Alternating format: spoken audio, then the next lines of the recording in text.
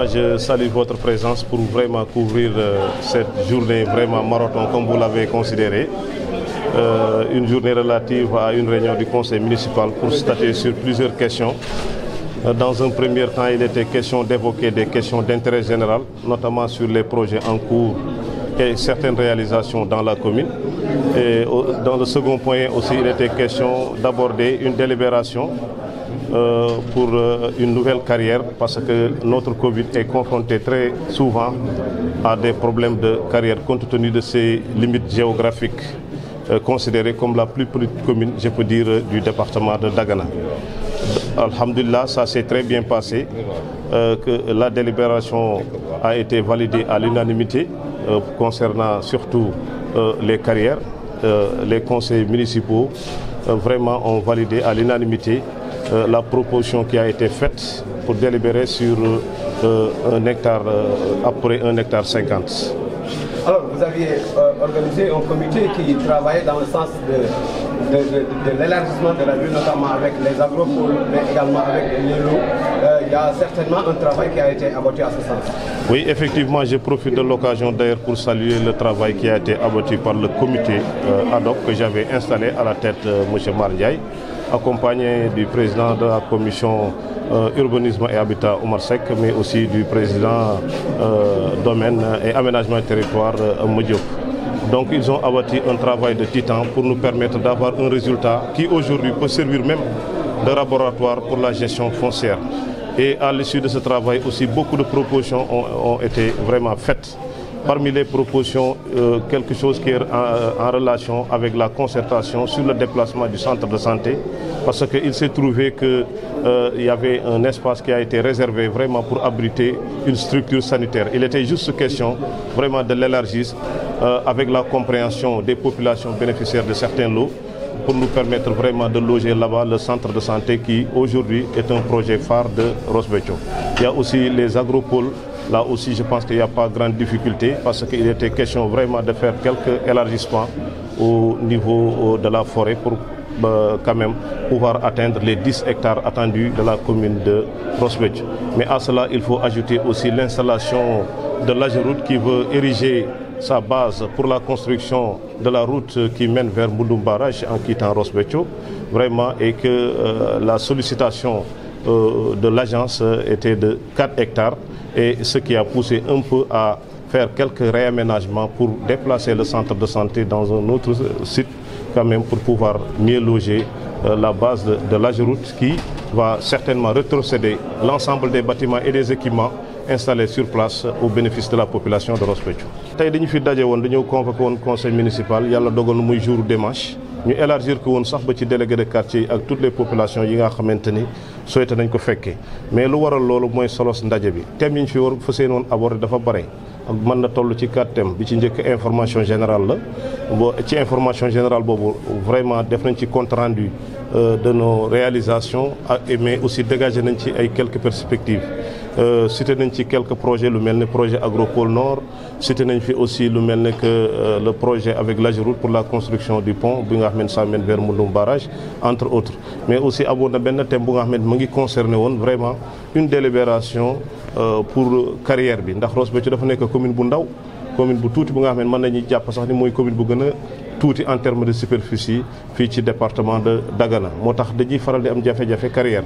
yàlla dogal am na bu ñu délibéré woon bu mu demee bay jeex ñu xalaat ni dañuy am jafe-jafe ndax ñuy ëpp ci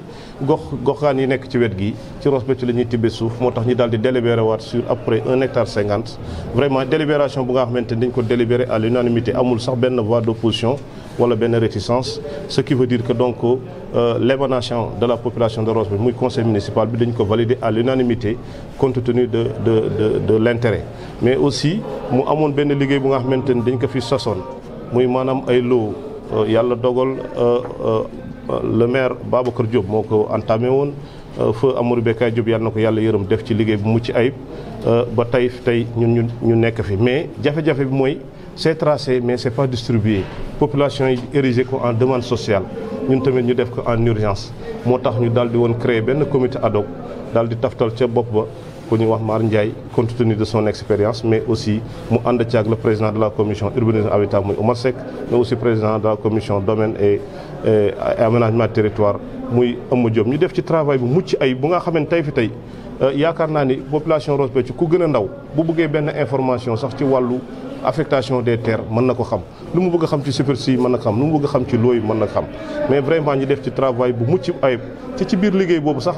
laa am lu nga xam ne doon naa ko wut fan yële mooy bi ma amee financement pour installer fii benn centre de santé ma amoon ci jafe-jafe ma installé ko ci benn site bu nga xamante ni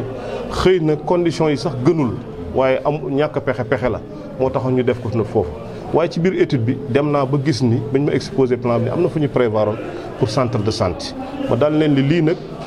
xëy na baax na waaye il faut ñu élargir que te pour ñu élargir que il faut que les affectataires yi taftaloon ci wetu au centre de santé boobu ñu prévoiroon vraiment ñu am compréhension daal di ñu céder quelques parcelles ñu reverser leen ailleurs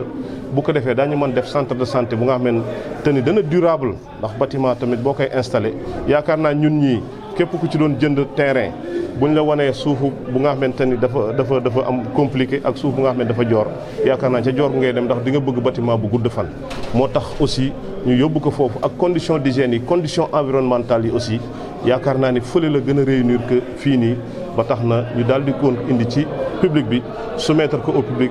exposer leen li ci nekk pour que vraiment ñu xool les voies et moyens à déménager ça. bu ko defee espace boobu nga xamante ni ñuy remercier au passage jigéen ñi ñu bàyyi woon ñu ko ñu mën ko faytale AGEROUTE bu ko defee en lieu et place ñuy am benn infrastructure booy xool daañu am ñaari infrastructure ndax daañu am centre de santé mais aussi AGEROUTE bu demee ba jógee fi dañu ñu bàyyil bâtiment yi fa nekk bu ko defee mairie bi toujours am na soxla bâtiment ndax boo demee Bakel bi AGEROUTE pare yaakaar naa fa ñu installé woon dañ ko ériger benn hôtel bu nga xam ne moomeelu commune bi la ñu fay am ay recettes yu ñuy percevoir di ci gérer ay dépenses publiques loolu mooy njeexital bi ba ñu proposé woon déménagement boobu pour laisser un peu la place fi nga xamante ni sunu mbokk jigéen yi di leen santaat une fois de plus rétrocédé woon nañ ko pour le compte de la commune. Agropole yi wax ngeen ci mu nekk loo xamante ni am na njëriñ xanaa. waaw Agropole yi dama ci sant le président de la République son excellence Macky Sall ci vraiment xarañteem ak prise d'initiative yi nga xamante ni depuis mu jore nguur gi mu ngi koy jël vraiment pour combattre la pauvreté reculer ko au mieux. moo tax tey fi tey bu mu xoolee ba daal di gis ni Ross Béthio bi commune rurale la mu boole ko defal ko privilège sélectionné ko ba mu bokk ci communes yi war a mën a abriter li ñuy wax projet d'agropole nord mu war a lalu ci 10 hectares. discuter nañ ci ak préfet discuter nañ ci ak population yi nekk ci wet gi fas yéene ci continuer discussion yi aussi ak waa service des eaux et forêts pour que vraiment 10 hectares yi nekk lu effectif de sorte que ñu mën ci installer projet bi dérouler que comme ça se doit bu ko defee di nga mën a créer ay jeunes yu nga xam ne ils finiront par être des entrepreneurs mais aussi produits locaux yi nga xam ne dafa daan am problème transformation ça sera l'occasion nga valoriser leen transformer leen bu ko defee le niveau de revenu des personnes daal di gën a yokk fii ci Ross Béthio ak li ko wër